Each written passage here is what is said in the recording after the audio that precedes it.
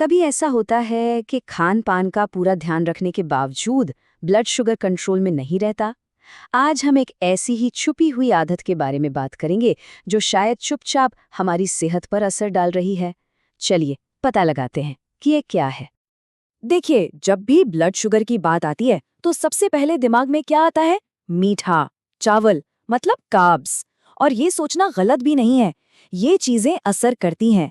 लेकिन पूरी कहानी सिर्फ इतनी ही नहीं है। क्या हो अगर असली गड़बड़ हमारी खाने की प्लेट में नहीं बल्कि हमारी कुर्सी में छिपी हो? सोचिए, एक ऐसी रोजमर्रा की आदत जिस पर हमारा ध्यान तक नहीं जाता और वो ही हमारे ब्लड शुगर लेवल्स के साथ खेल रही हो। तो चलिए अब इस खामोश वजह का सामना करते हैं और ये समझते हैं कि आखिर ये हमारी सेहत को किस तरह से प्रभावित कर रही है। जी हाँ, ये आदत है घंटों तक एक ही जगह बैठे रहना। ऑफिस की डेस्क हो, घर का सोफा हो या फिर गाड़ी की सीट। ये जो लगातार बैठे रहने की स्थिति है ना, ये हमारे शरीर के इंजन यानी हमारे मेटाबॉलिज्म को बिल्कुल धीमा कर देती है। लेकिन सवाल ये है कि सिर्फ बैठने भर से इतना बड़ा असर कैसे पड़ सकता है। चलिए इसके पीछे की साइंस को थोड़ा और करीब से देखते हैं कि ये हमारे शरीर पर 4 तरीकों से कैसे हमला करता है। सबसे पहली बात, हमारी जो मांसपेशियां हैं वो असल में शुगर के लिए भूखी रहती हैं। उन्हें एनर्जी के लिए ग्लूकोज चाहिए होता है, पर जब हम हिलते डुलते नहीं तो वो खून से शुगर लेना बंद कर देती हैं।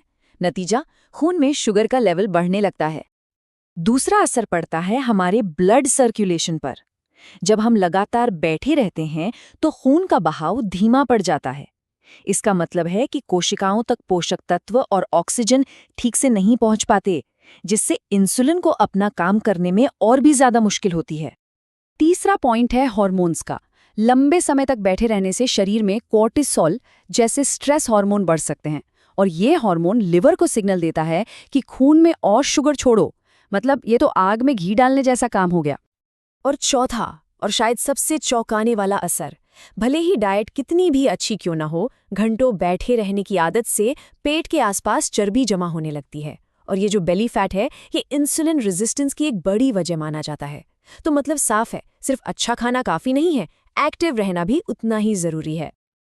अच्छा, ये सब सुनने में थोड़ा डरावना लग सकता है, पर अच्छी खबर ये है कि इसका हल बहुत ही सिंपल है। इसके लिए घंटों जिम जाने की जरूरत नहीं है। यकीन मानिए, छोटे छोटे कदम भी बहुत बड़े नतीजे दे सकते हैं। इस बात पर यकीन करना शायद थोड़ा मुश्किल हो, लेकिन ये सच है। सिर्फ कुछ मिनट की हल्की फुल्की मूवमेंट, जैसे थोड़ा चलना या खड़े होना, ब्लड शुगर को 20 से 30% तक नीचे ला सकता है। इससे पता चलता है कि हर एक छोटा कदम कितना मायने रखता है। तो इसे असल जिंदगी में कैसे उतारा जाए? बहुत आसान है, बस ये 4 सिंपल सी बातें ध्यान में रखनी है। पहली, हर 30-45 मिनट में बस 2-3 मिनट के लिए उठें और थोड़ा टहल लें। दूसरी, खाना खाने के बाद एक छोटी सी 10 मिनट की वॉक। तीसरी, जब भी फोन पर बात हो तो थोड़ा चलते फिरते करें। और चौथी, लिफ्ट की जगह सीढ़ियों का इस्तेमाल करें जब भी मौका मिले। देखिए, ये सब छोटे छोटे बदलाव हैं, कोई बड़ा बोझ नहीं। हमारा मकसद सिर्फ इतना है कि ये हिलना डुलना एक काम जैसा ना लगे, बल्कि हमारी रोज की दिनचर्या का एक नेचुरल हिस्सा बन जाए। इसे एक नई अच्छी आदत की तरह अपनाना है। एक बात हमेशा याद रखनी चाहिए कि छोटे छोटे कदम मिलकर ही बेहतर ग्लूकोज नियंत्रण की ओर ले जाते हैं। लगातार किए गए छोटे छोटे प्रयास ही आखिर में बड़ी जीत दिलाते हैं। तो इस सारी जानकारी के बाद सवाल अब ये है कि आज अपनी सेहत के लिए वो एक छोटा सा कदम क्या हो सकता है?